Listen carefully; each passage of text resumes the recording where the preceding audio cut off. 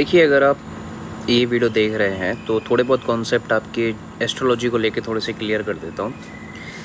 क्या होता है कि by the time astrology change नहीं हुई, बाय द टाइम देश काल पात्र चेंज हुआ है, बाय द टाइम अपॉर्चुनिटीज़ बढ़ी हैं, तो बाय द टाइम क्राइम बढ़ता है घटता है। क्राइम तो ज़्यादातर अगर आप देखो तो हर जगह आप देखोगे कि थोड़ी बहुत ज़्यादा किसी को ज़्यादा लगता है, किसी को कम लगता है। अब कम लगने वालों की भी बात कर लेता हूँ।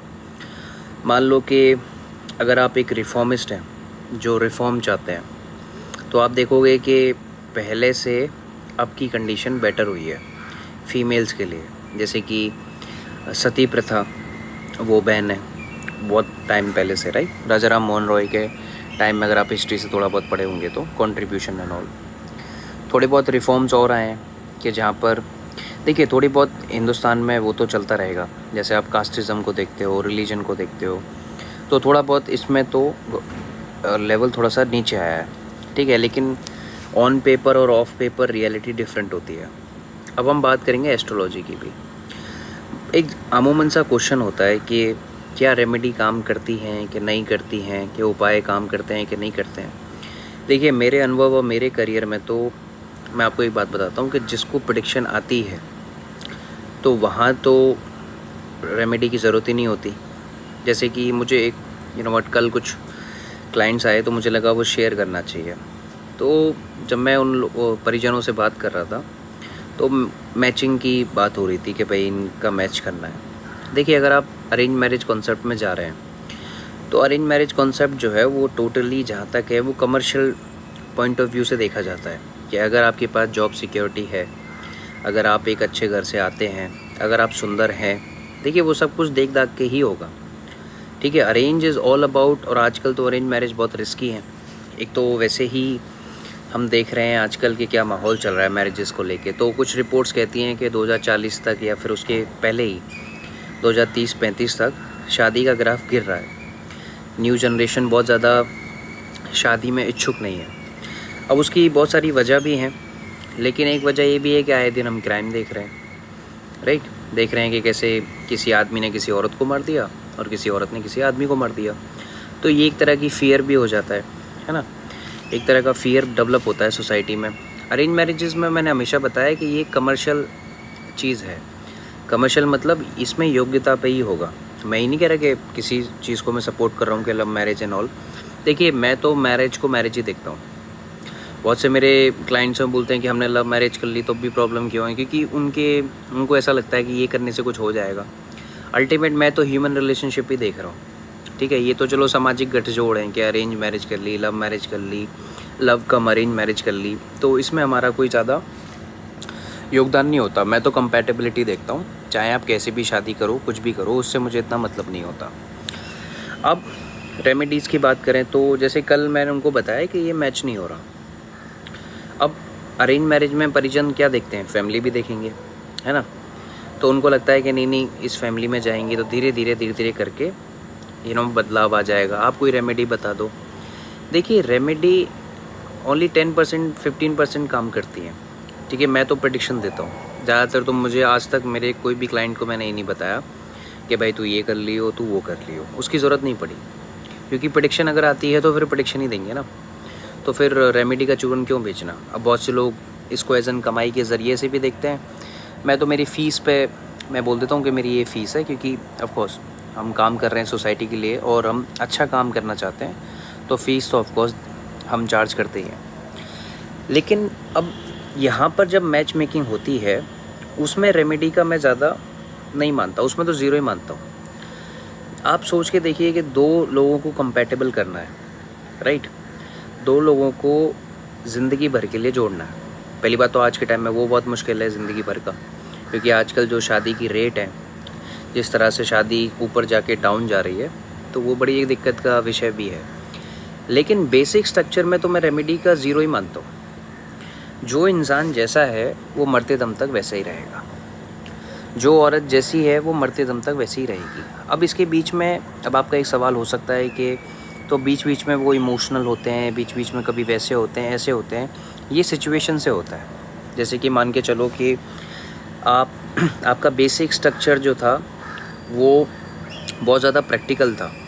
अब आपका वो बेसिक स्ट्रक्चर जो है वो प्रैक्टिकलिटी का, वो तो मरते दम तक रहेगा, लेकिन बीच में सिनेरियो ऐसे बन गए जो थोड़ा बहुत आपके अंदर एक इमोशन जागृत कर दिए कुछ टाइम के लिए, फुल्ली टाइम के लिए नहीं, क्योंकि वो आपका बेसिक स्ट्रक्चर नहीं था कि जिसमें हम ये कहें कि आप 24 घंटे ही आपका प्रैक्टिकल माइंड ही था, राइट। तो आपका सोचने समझने का तरीका जो है वो विदाउट फीलिंग ही है। अब यहाँ पर प्रैक्टिकल माइंड में भी आपको समझना पड़ेगा कि देखिए, आम बोलचाल में तो हमारे पास जितने भी लोग आते हैं हम तो चार्ट देखते हैं, उनकी हम बातें सुनते हैं, ऐसी बात नहीं है, लेकिन मेन फोकस हमारा चार्ट पे होता है कि भाई, क्योंकि सामने वाला इंसान अगर दुखी है तो वो फिर कुछ भी बोलेगा, क्योंकि भाई दुख में है, ऑब्वियस सी बात है। तो अब इंडिया में भी अगर हम देखें तो लोगों ने ज़्यादा रिसर्च, मतलब डीप रिसर्च अब करना थोड़ा बंद कर दिया है कहीं सुनी बातों पे, क्योंकि एक ज़माना था जब हम किताबें पढ़ के सोते थे, आज ज़माना है कि हम रील देख के सोते हैं। तो हमारे दिमाग में रात भर में क्या जा रहा है, किसकी क्या आइडियोलॉजी जा रही हैं, वही मैटर करती है। अब किसी ने बोला कि साहब ये औरत और ये आदमी तो हमें तो बड़े प्रैक्टिकल लगे। अब उनको ये भी नहीं पता कि प्रैक्टिकल का जेन्युइन मतलब क्या होता है। उनको लगा कि इनमें फीलिंग नहीं है, नहीं फीलिंग नहीं, मतलब उनको लगा कि वो स्ट्रेट फॉरवर्ड है, कट टू कट बात करती है, कट टू कट बात करता है, तो वो प्रैक्टिकल लोग हैं। नहीं, ऐसा नहीं है, वो नेचर फिर बहुत सारे हो जाते हैं, उसमें नहीं जाएंगे।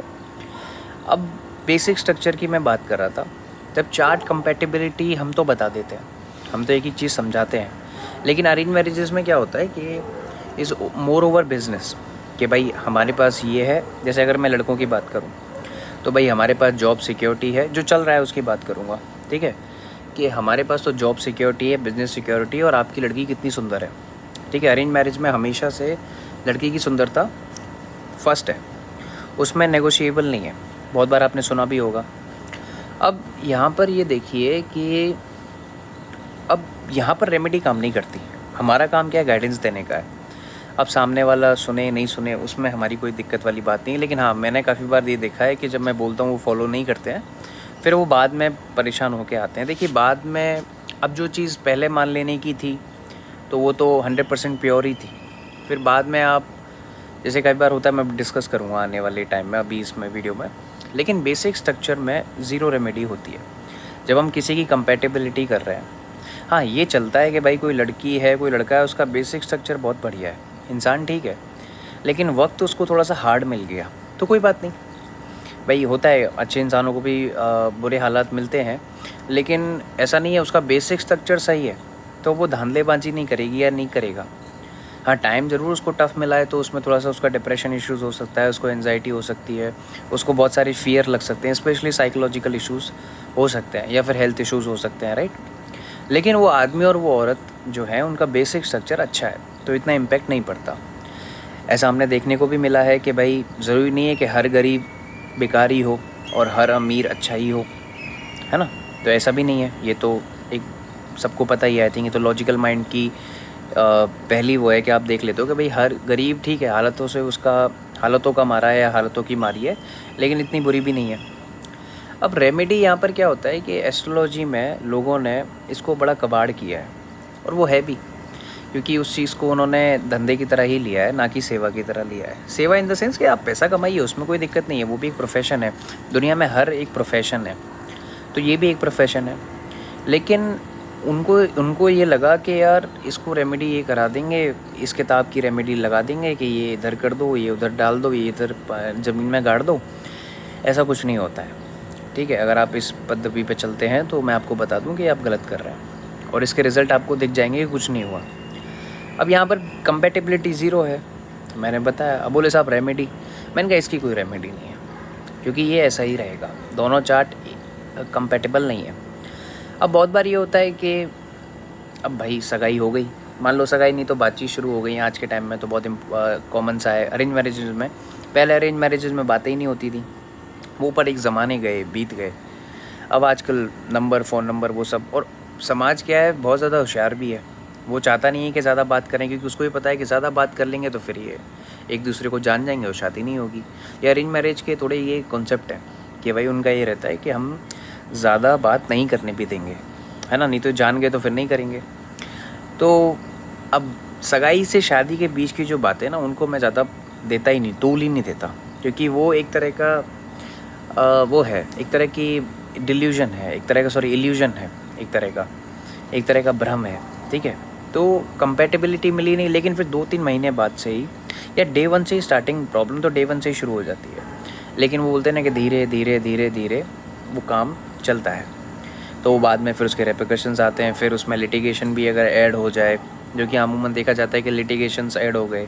अब उसमें ये देखना पड़ेगा कि कौन से हाउसेस किस आदमी के उसको लिटिगेशन में जिता देंगे या औरत को जिता देंगे या हरा देंगे, वो एक अलग कॉन्सेप्ट होता है एस्ट्रोलॉजी में, है ना।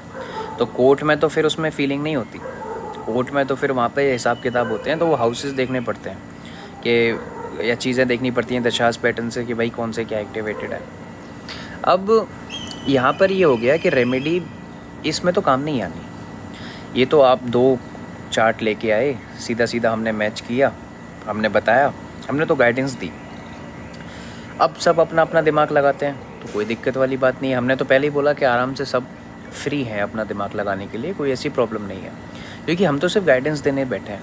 हमें जो आता है हमने लगा दिया, और इसमें हम काई को रेमेडी लगाएं, क्योंकि इसमें कोई रेमेडी होती ही नहीं है, वो तो पहले जो मैच है वही है। तो बट अरेंज मैरिजेज़ में ये है कि इस एन कमर्शियल बिजनेस, यहाँ पर तो मैच करो चाहे मत करो उससे मतलब नहीं होता।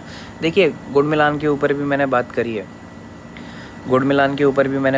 कि मैंने आपको बताया कि वो कॉन्सेप्ट है ही नहीं, ठीक है। अभी भी अगर आप गुड़ मिला रहे हो अपने या किसी से मिलवा रहे हो, तो आप अपना ही बेवकूफ़ बनवा रहे हो, क्योंकि उससे कंपैटिबिलिटी का कोई मतलब नहीं है, वो तो नाम से भी मिला के दे देगा, उसका क्या जा रहा है, ठीक है।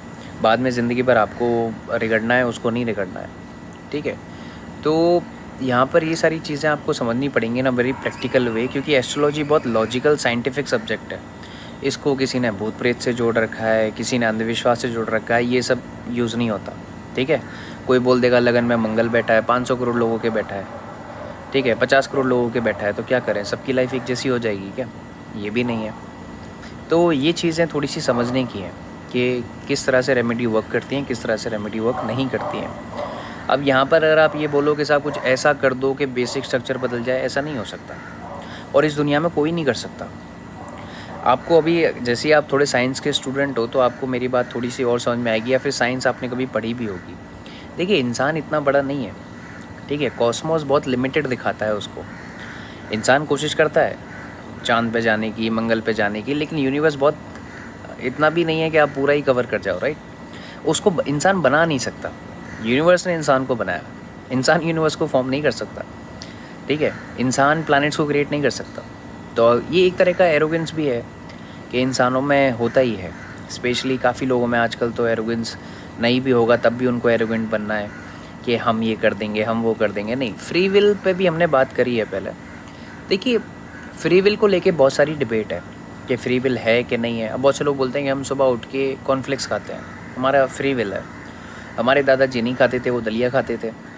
देखिए ये टाइम की मार है, आपको चलना ज़मीन पे ही पड़ेगा, क्योंकि जो इस ब्रह्मांड में हम रहते हैं, जिस पृथ्वी पे हम रहते हैं, वहाँ पर ग्रेविटेशनल फोर्स एक्टिवेट है, ठीक है, वो अपनी तरफ ही खींचती है। ऐसा नहीं है कि आप फ्री विल आपके पास है तो आप हवा में उड़ने लग गए या पानी पे चलने लग गए, है ना।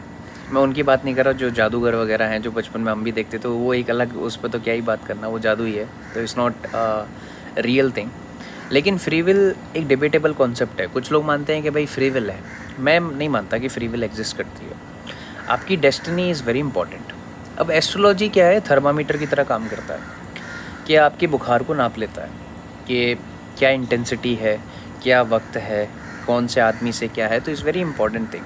लेकिन ये साइंटिफिक सब्जेक्ट है, इसको लोगों ने उपायों से जोड़ दिया। देखिए मैं हमेशा एक चीज़ बोलता हूँ, एस्ट्रोलॉजर्स अगर कोई सही है तो प्रेडिक्शन दे देगा। जो आपको उपायों के जाल में फंसा रहा है या फंसा रही है, ठीक है, वो कुछ नहीं, उसको एस्ट्रोलॉजी नहीं आती है, वो बड़ी बेसिक सी चीज़ है। अब कंपैटिबिलिटी में तो कोई काम करता ही नहीं। अब कल उन्होंने मुझे बोला कि आप ऐसा करिए, कुछ भी करिए, इनको चार्ट को कंपैटिबल कर दीजिए, कोई रेमेडी तो होंगी, कोई व्रत तो होंगे। देखिए बेसिक स्ट्रक्चर नहीं बदल सकता, ठीक है। मैंने तो साफ अपनी बात रखी, क्योंकि मेरा तो वो सिद्धांत शुरू से ही नहीं रहा कि वो, क्योंकि मैं फ़ीस ही अपनी ले लेता हूँ ना। मेरा मेन काम है कि मैं अपनी फ़ीस जो हमारी है, जो हम काम कर रहे हैं, वो है बहुत इनफ है हमारे लिए। तो हम ये नहीं कि घुमा फिरा के उसको कहीं, और जहाँ पर रेमेडी काम भी नहीं कर रही राइट। बेसिक स्ट्रक्चर में क्या बोलते हैं, मैच मेकिंग में तो कुंडली रेमेडी का कोई मतलब ही नहीं है। या तो मैच हो रही है या नहीं हो रही है। अब बहुत से लोग बोलते हैं कि देखिए छोटी मोटी दिक्कतों को तो हम खुद नकार देते हैं। छोटे मोटे तो मैंने बोला ना, मैंने परफेक्ट कुंडली कुछ नहीं होती, परफेक्ट चार्ट जैसा कुछ नहीं होता। क्योंकि मैं अब बच्चों को पढ़ा भी रहा हूँ तो उनको मैंने बताया कि कैसे कोई भी चीज़ बाय द टाइम ख़राब भी हो जाती है। जैसे बहुत सिंपल सी बात है कि अगर आपके ऑर्गन अच्छे हैं तो उनको अच्छा रखने के लिए आपको बहुत ज़्यादा दम लगानी पड़ेगी, लेकिन बाय द टाइम वो ख़राब भी हो जाते हैं। ठीक है, बाय द टाइम चीज़ें बदलती भी हैं, इफ़ेक्ट भी आती है। ऐसे ही एस्ट्रोलॉजी का भी ये है कि हर चीज़ ज़्यादा बेहतर टाइम के लिए नहीं रहती। तो परफेक्ट चार्ट जैसा कुछ नहीं होता। जो आप सुनते हैं कि किसी पॉडकास्ट में सुनते हैं या फिर किसी जगह बैठ के सुन रहे हैं कोई बात के we are the perfect couples and all, देखिए वो टीवी की दुनिया है वो। ठीक है, वो स्क्रीन्स पे जो आता है वो सच नहीं होता है।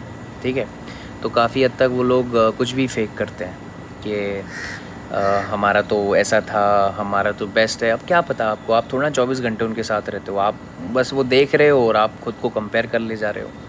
तो match making is very important thing. अब देखिए अरेंज मैरिज में तो मैंने फिर बता रहा हूँ कि ये सब बिज़नेस, मैं उसके ख़िलाफ़ नहीं हूँ। अगर वहाँ से भी अच्छे जोड़े निकलते हैं, कुछ ख़राब निकलते हैं, वो तो अच्छा बुरा तो देखिए देखने के नज़रिए हैं।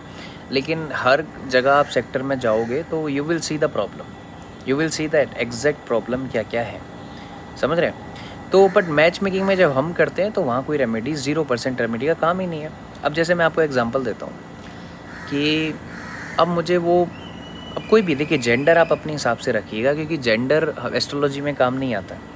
अगर आप एक क्या बोलते हैं इन्फ्लुएंसर हैं या फिर आप एक साइकोलॉजिकल एक्सपर्ट हैं जो औरत और आदमी पे उनके मेंटल इश्यूज़ पे बोलते हैं कि औरत का ये सोचने का नज़रिया होता है, आदमी का ये होता है, अच्छी बात है। लेकिन एस्ट्रोलॉजर तो हम तो चार्ट से ही पाबंद है। हम तो वो हमारे लिए तो चार्ट इज़ वेरी इंपॉर्टेंट। कई सुनी बातों पे हम नहीं जाते। आज के टाइम में अगर आप देख रहे हो तो औरत भी मार रही है, आदमी भी मार रहा है, तो कम कोई भी नहीं पड़ रहा। तो एक वो नहीं निकल पाती। अगर आप ये सोचना चाहते हो कि आप एक तरफ हो जाओगे तब भी कुछ नहीं होना। ठीक है, कि अगर आप एक इन्फ्लुएंसर हो तो ठीक है, तब उसमें कोई दिक्कत नहीं है, उसमें मुझे कोई इशू नहीं है। लेकिन एस्ट्रोलॉजर के हिसाब से बता रहा हूँ तो हम तो चार्ट के पाबंद हैं। एक औरत भी बहुत ख़तरनाक हो सकती है, मैंने देखी भी है, और एक आदमी भी बहुत ख़तरनाक हो सकता है, वो भी मैंने देखा है। तो हम चार्ट से पाबंद हैं, राइट। हमें वो विच इज़ वेरी इंपॉर्टेंट, उसकी एनर्जीज़ भी हमें चेक करनी पड़ती हैं। तो यहाँ पर हम देखेंगे तो उसमें रेमेडी का कोई काम नहीं है। अगर आप देखिए बहुत बार क्या होता है कि अगर आप उसमें हैं कि आपके पास बहुत पैसा है और आप कुछ बदल देंगे, तो मेरा तो यही सवाल है कि क्या बहुत ज़्यादा पैसा कमाने से भी क्या आदमी 1-2 सेकंड ज़िंदा और रह सकता है? जब तक उसकी आई है तो उसको जाना ही पड़ेगा। आप सिकंदर को भी देखिए, सिकंदर के आखिरी वक्त में उसकी माँ से मिलने की चाहत थी, और सिकंदर के बारे में सब जानते हैं, बहुत पढ़ा भी है। देखिए कि उसको मिलना था और उसके सारे वैद्य और हकीम वहीं थे, लेकिन कितना पैसा, बहुत पैसा था उस पर, लेकिन फिर भी वो इतना नहीं कर पाया कि वो अपनी माँ से 5-10 किलोमीटर की दूरी पे ही थोड़ी देर उसकी सांस रुक जाए या बच जाए कि वो मिल ले। तो ये भी एक लॉजिकल माइंड है अगर आप थोड़ा सा लगाएंगे कि match making is very important, कि भाई अगर आपको ज़िंदगी भर रहना है। अब मान के चलिए, मैं आपको एग्जांपल से समझाता हूँ कि अब जेंडर आप देख लेना कि एक इंसान, मैं इंसान का यूज़ कर लेता हूँ शब्द, आप लड़का लड़की अपने हिसाब से देख लेना। अब मान के चलिए कि 2 इंसानों की कुंडली हमारे पास आती हैं। अब उसमें से एक जो है वो बहुत ज़्यादा सेक्सुअली चार्ज है और उसका अपोजिट जेंडर्स में ही इंटरेस्ट है एक इंसान का। अब एक दूसरा इंसान उससे मिल जाता है जो एथिकल वे में बहुत अच्छा है, जिसके लिए एथिक्स मतलब जो बहुत सही इंसान है। अब समाज तो क्या है, शादी ऑफ कोर्स ही बात है, जब आप इंडिया में बात कर रहे हो शादी की, तो भाई मैंने तो ये देखा है अक्सर सब बढ़िया ही चाहते हैं। कोई बुरा इंसान भी ये नहीं कहेगा कि मैं बुरे इंसान से शादी करूँगा। उसका भी ये रहता है कि यार मेरे को बड़ा क्लीन चिट चाहिए, मेरे को बड़ी, उसके सपने बड़े हाईफाई रहते हैं उस इंसान के। जेंडर आप अपने हिसाब से लगा लेना। अब हमने दोनों देख लिया कि भाई ये तो तालमेल बैठ ही नहीं रहा। अब एक इंसान है जो दिन भर में इसकी सेक्शुअल एनर्जीज़ बहुत ज़्यादा हैं और इसके मल्टीपल रिलेशन है, ठीक है, और वो आपको पता भी नहीं लग रहा है, वो चार्ट में ही पता लग जाता है कि भाई किसी के बंडा 4 हो जाता है, किसी का बंडा 4 नहीं होता, ठीक है। अब ये भी टाइम और बहुत ज़्यादा मतलब उसमें बहुत ज़्यादा रिसर्च करनी पड़ती है हमको, लेकिन हम निकाल के बता देते हैं। अब आप ये देखिए कि सामने वाले इंसान को तो सामाजिक गठजोड़ ने फंसा दिया।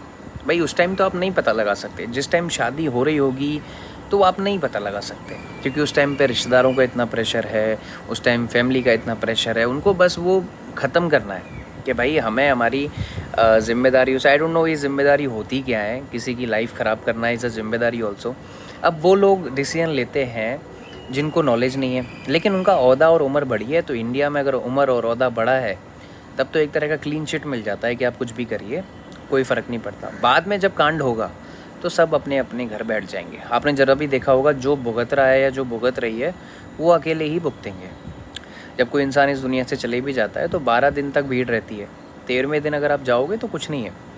वो घर के जो सबसे ज़्यादा दुख में है ना, वो बेचारा या बेचारी दुख में ही रहेगा, बाकी सब खा पी के चले जाएंगे। तो इसमें यह है कि अब दोनों की मैच मेकिंग करिए। तो मैंने जैसे एग्जांपल दिया आपको कि किस तरह से हम देखते हैं, लेकिन ये सोचने वाली और समझने वाली बात है कि कैसे कंपैटिबल आप करोगे। जिस इंसान का ध्यान सिर्फ़ और सिर्फ वासना पे ही है और उसकी शादी आपने उससे करा दी कि जिसका जो बेचारा सीधा है और जो सीधी है, अब वो तो बेचारा जीवन भर के लिए गया ना, उसका तो आपने मठिया पलेट कर दिया। आपने ये बात देखिए, मैं तो ये मानता हूँ कि जब आप इतना कुछ देख दाख के करते हो तो फिर जोड़ी ऊपर वाला बना कहाँ रहा है। जैसे बोलते हैं ना, जोड़ियाँ ऊपर से आती हैं, आप सब चीज़ तो देखते हो, ठीक है, फिर आप कहते हो कि साहब जोड़ियाँ ऊपर वाला बनाता है, तो आप क्यों देखते हो फिर? अब आप, और ये बहुत अजीब सी बात नहीं है कि हर चीज़ को डेस्टिनी से भी कर देना। कि देखिए, अगर आप स्टैंड लेने वाले औरत और आदमी हैं तो आप थोड़ा सा ये तैयार रहिए कि आपको अपना मन थोड़ा मजबूत करना पड़ेगा, क्योंकि तकलीफ़ें ज़्यादा आपको आती हैं, लेकिन अगर आप मजबूत हैं तो आपका जीवन सफल है। क्योंकि यही जीवन का कॉन्सेप्ट है कि आप अपने लॉजिकल माइंड्स और अपनी शक्ति से अपनी डिसीजन खुद ले सकते हो। अब देखिए, आप इंसानों से डील कर रहे हो, पृथ्वी में रहते हो, अर्थ पे रहते हो, तो यहाँ पर बनाई हुई प्रॉब्लम भी इंसानों की है, ठीक है। वैसे कोई अलग से प्रॉब्लम नहीं है, इंसानों ने ही अपनी प्रॉब्लम खुद बनाई है और उसी में खुद में फंस के रह गया है। तो ये मैन मेड प्रॉब्लम्स हैं सारी। लेकिन सामाजिक गठजोड़ ऐसा है कि कुछ लोग नहीं बोल पाते या प्रेशर में रह जाते हैं। तो मैं बोलता हूँ भाई, प्रेशर में मत रहो, क्योंकि अंत बहुत अच्छा नहीं होता है।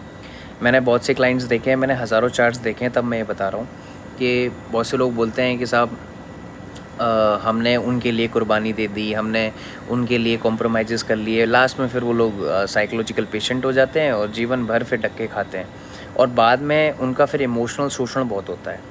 इस दुनिया में मैनिपुलेटर्स बहुत हैं जो आपका इमोशनल, आपको कुछ भी गलत सलत दे के कहीं भी भ्रमित करके, देखिए कल हमने बात करी थी उस वीडियो में जहाँ हमने पाखंड का भी देखा। अगर आप किसी भी पाखंडी से जाके या किसी औरत से और आदमी से जुड़ गए ना, वो आपकी सारी इमोशनल इंटेलिजेंस में आग लगा देगा, वो आपको इमोशनली ड्रेन कर देगा। तो ये बात भी है कि आप किस तरह से मैच मेकिंग कर रहे हैं। वो लोग मैच मेकिंग कर रहे हैं जिनको अनुभव ही नहीं है, और ये बड़ी दिक्कत का विषय है।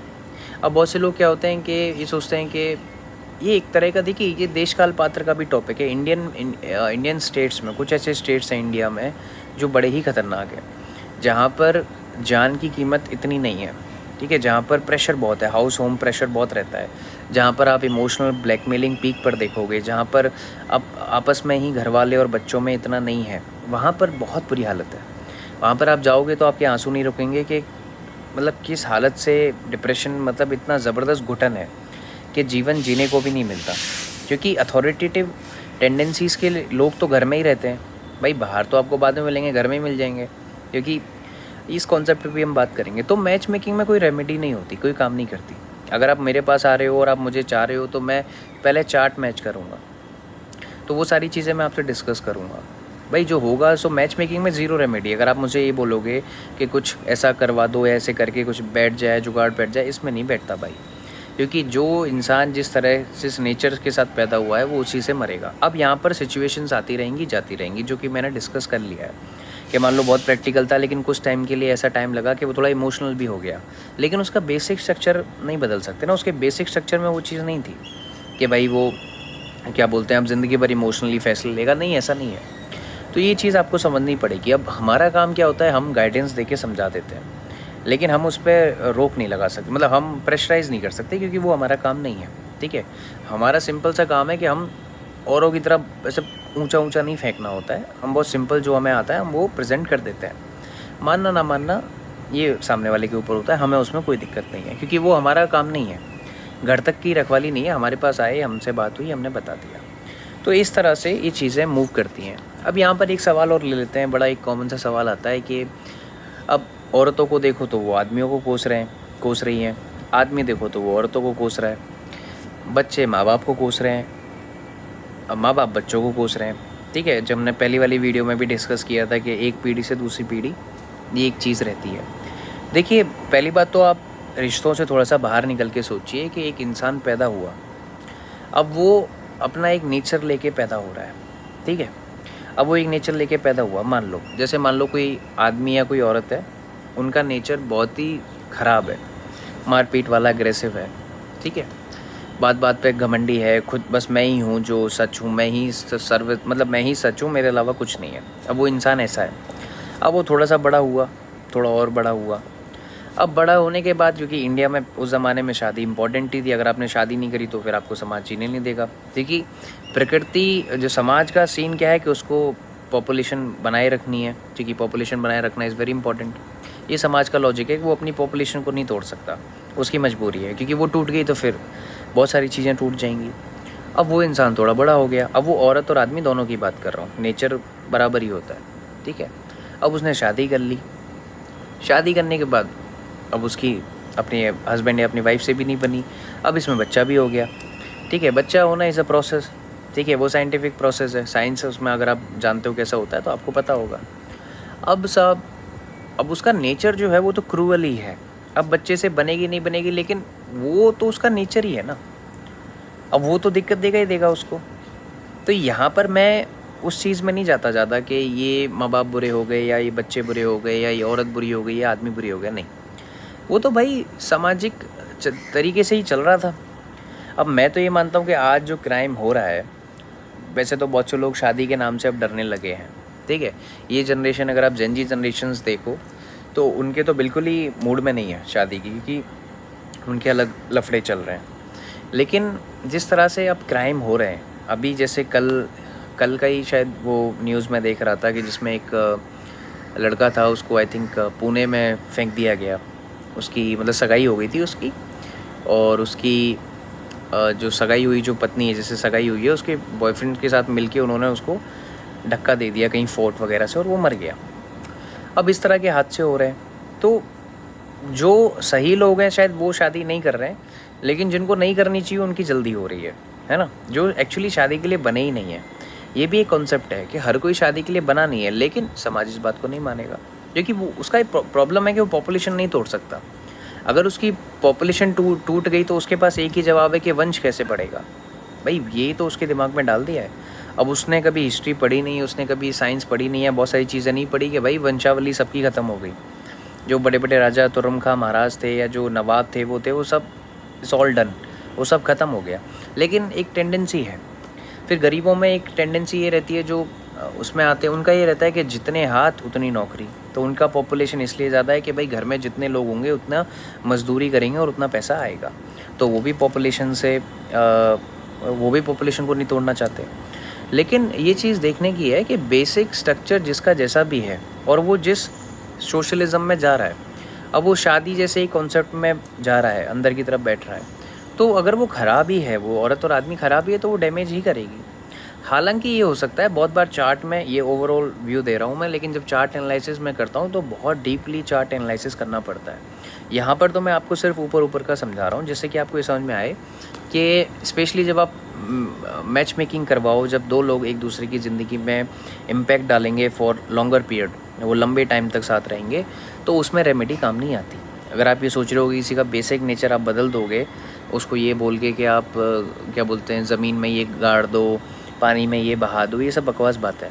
अगर आप अभी भी इन पे मान रहे हो तो ठीक है, वो एक तरह का बिजनेस ही है। ठीक है, कोई दिक्कत नहीं है, चल रहा है तो हमें कोई दिक्कत नहीं, हम नहीं करते। जिसका जैसा बेसिक नेचर है वो उस तरह से ही मूव करता है, और जो उसको टाइम मिलता जाता है, वो टाइम अच्छा है बुरा है वो वाली बात है।